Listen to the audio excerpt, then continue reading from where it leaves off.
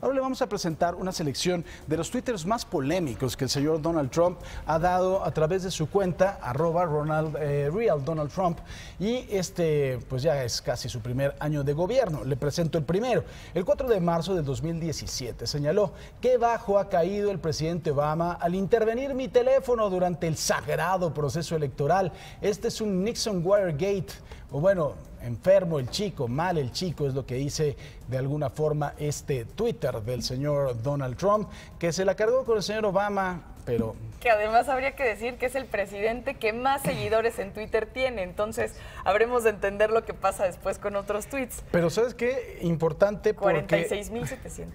Pero además de todo importante, porque eso hizo que mucha gente lo siguiera, además... Sí. Por meterte con el otro, que es parte también de una técnica que usan algunos tuiteros. Por morbo, o sea, a ver, sí, claro. a ver qué va a decir ahora. Incluso hubo la propuesta de que lo sacaran de Twitter, pero Twitter se dio cuenta que si llevaba esto a la realidad, no le convenía, sus acciones iban a bajar e incluso la existencia del propio Twitter estaría en juego. Hicieron un cálculo de dinero y eran cerca de $1,000 millones lo que perderían por sacar a este señor. Exactamente. Luego viene el segundo tuit que les queremos compartir, que dice, bueno, esto fue el 30 de mayo, causó polémica, por supuesto, y revuelo cuando escribió a muy temprana hora: a pesar de las constantes negativas de la prensa, covfefe. Esta palabra que alzó, sí revuelo, sí polémica, pero sobre todo llamó mucho la atención porque ahí nos damos cuenta que sus seguidores son prácticamente... ¿cómo decirlo? Incondicionales. Es decir, no importa lo que él escriba, el chiste es seguirle la corriente y hacerlo más popular. Es que además de todo hay que recordar que su base de votantes, a la que yo creo que con el famoso agujero de mierda Gate hizo un apapacho, pues bueno, son finalmente los rednecks, que no son aquellos que tienen una gran cultura, o sea, son incondicionales, no son seguidores, o sea, son una serie de, pues bueno, de fervientes parroquianos, ¿no? Exactamente, y de hecho con este tipo de tweets fue que se empezó a legislar para que fuera prohibido quitar los tweets, para que hubiera un registro, que incluso se van a ir a la Suprema Corte para que en caso de que se necesitara algún antecedente, ahí estuviera. Y bueno, hablando justamente de este grupo que es muy partidario de Trump, principalmente los cristianos, fue el tuit que dio julio del 26 de julio del 2017, cuando dice: después de consultar con mis generales y expertos militares, aconsejaré que el gobierno de Estados Unidos no acepte o permita personas transgénero en el servicio de ningún papel dentro de la milicia estadounidense. Nuestros militares están enfocados en decisivas y abrumadoras victorias y no pueden estar agobiados con tremendos costos médicos y desorganización de transgéneros en la milicia, lo que esto podría implicar. Gracias.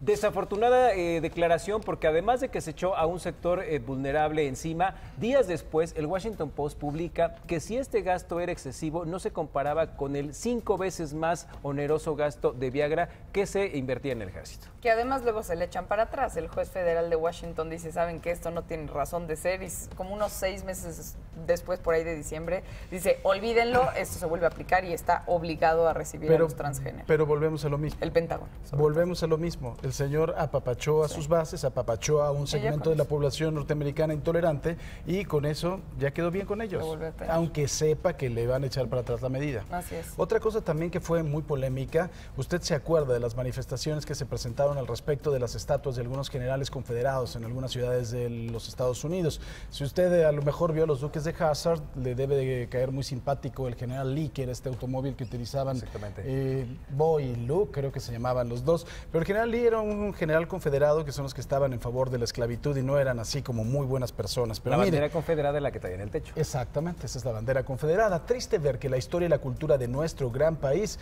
está siendo arrancada con la remoción de nuestras bellas estatuas y monumentos. Ustedes.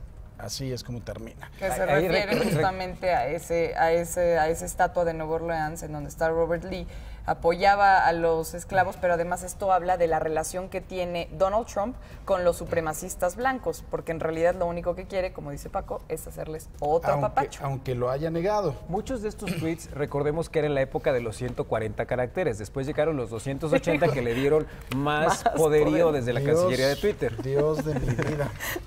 Bueno. Ahora Siguiente. nos vamos al que sigue. Este fue el 27 de agosto y como ya es su costumbre se fue sobre nuestro país, sobre México y obviamente el muro y escribió: dado que México es uno de los países con mayor delincuencia en el mundo, debemos tener este muro. México lo va a pagar a través de reembolso. Y bueno, pues esto es muy interesante porque son 20,000 millones de dólares los que él pide. Ahora justamente hace poco la secretaria de Seguridad Interna estaba diciendo que era prioritario para Trump tener ese dinero para construir un muro que en realidad los demócratas tampoco desacreditan del todo porque para ellos es prioridad el DACA, que pues también le va a ayudar a la economía estadounidense. Pero aquí hay una cosa fundamental. El señor ha hecho una declaración que yo creo que para muchos ha pasado desapercibida, pero dice que quizá a través de la renegociación del Tratado de Libre Comercio, los mexicanos pagaremos. Que es además de todo otra de sus genialidades. Podrá estar idiota, a nosotros nos caerá muy mal, pero el tipo es genial para hacer sus movidas políticas. ¿Por qué? Porque en el momento en que se haga la renegociación del Tratado de Libre Comercio, no habrá una forma real de que podamos medir cuánto es el dinero que de alguna forma se va a redistribuir para la Unión Americana. Luego entonces va a decir, claro, ya pagaron por el muro, como se los dije, cumplida la promesa de campaña. Parece evidente de la televisión.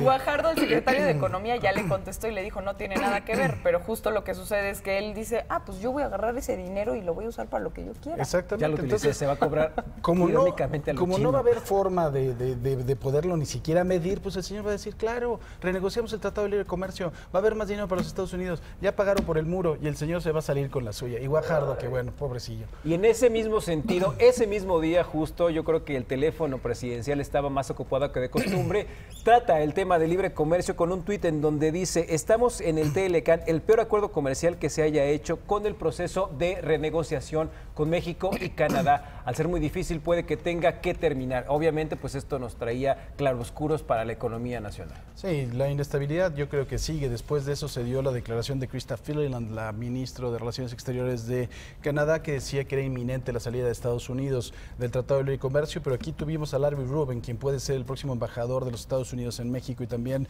el representante del Partido Republicano en nuestro país, que dice tajantemente que no se van a salir del acuerdo comercial y menos en 2018, año de elecciones intermedias en la Unión Americana. Ay, lo veo difícil. Incluso, bueno, hasta las armadoras automotrices, las más importantes armadoras automotrices en Estados Unidos ya le dijeron que ellos apoyan el TLC porque sería un retroceso y además afectaría mucho a la economía del país. Sino que le pregunten a Ford. Bueno, me toca a mí, ¿verdad? Sí, te toca. Ok.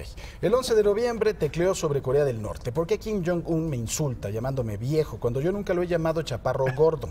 En fin, traté lo más que pude ser su amigo y tal vez algún día esto llegue a suceder. Haga usted de cuenta que está escuchando la conversación entre dos niños de 5 años.